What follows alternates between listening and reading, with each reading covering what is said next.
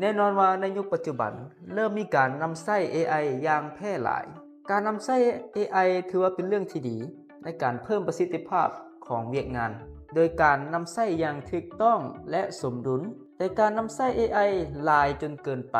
จนเป็นส่วนหนึ่งในชีวิตจะส่งผลกระทบหลายกว่าผลดีมื้อนี้เฮามาเบิ่งกันว่าผลกระทบจาก AI มีหยังแดผลกระทบต่อทักษะทางปัญญา จากงานวิจัยพบว่านักเรียนที่เพิ่งพา AI หลายจนเกินไปอาจมีทักษะในการวิพากษ์วิจารณ์ลดลงถึง 75% และเสี่ยงต่อการตัดสินใจที่บ่ดีขึ้น ตัวอย่างเช่นการใช้ AI ในการเฮ็ดเวียกบ้านอาจเฮ็ดให้เด็กบ่มีการฝึกฝนการคิดเชิงลึกความเสี่ยงด้านจริยธรรมการพึ่งพา AI หลายเกินไปยังนำไปสู่ปัญหาด้านจริยธรรมเช่นการละเมิดความเป็นส่วนตัว AI อาจเพิ่มความเสี่ยงต่อการรั่วไหลของข้อมูลส่วนบุคคล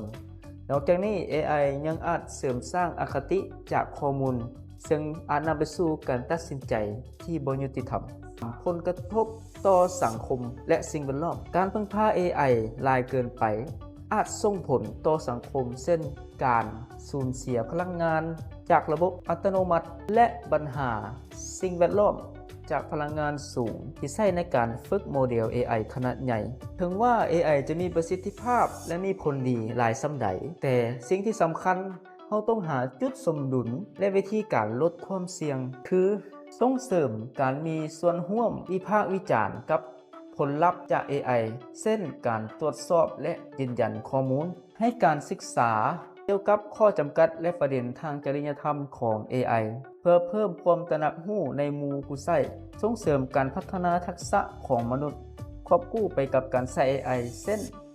การฝึกฝนการคิดวิเคราะห์และการแก้ไขปัญหารับรองความโปร่งใสและความรับผิดชอบในระบบ AI เพื่อเพิ่มความน่าเชื่อถือความเป็นส่วนตัวของข้อมูลและป้องกันอคติเช่นการกำหนดกฎหมายคุ้มครองข้อมูลดังนั้นการพึ่งพา AI หลายเกินไปอาจนำไปสู่ผลกระทบที่หลากหลายตั้งแต่การลดทักษะทางปัญญาไปจนถึงปัญหาสังคมและสิ่งแวดล้อมอย่างใดก็ตามการใช้ AI อย่างสมดุลสามารถช่วยลดความเสี่ยงเหล่านี้ได้โดยเน้นการใช้ AI เพื่อเป็นเครื่องมือเสริมความสามารถของมนุษย์บ่แม่นมาใช้แทนความสามารถของมนุษย์